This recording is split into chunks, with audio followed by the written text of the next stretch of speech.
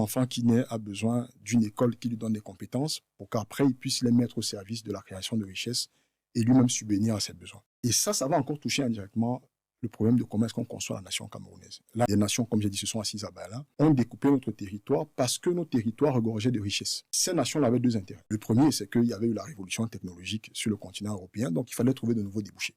Donc on était des potentiels consommateurs pour les biens qu'ils produisaient sur le continent européen. Je parle particulièrement de l'Europe parce que c'est le continent avec lequel on a le lien historique le plus long. Et le deuxième problème, c'est que justement, pour nourrir ces industries-là, ces pays avaient besoin de réservoirs de matières premières et que le continent africain est immensément riche. Donc l'économie que nous avons jusqu'à aujourd'hui est une économie, de la consommation de ce que les autres produisent.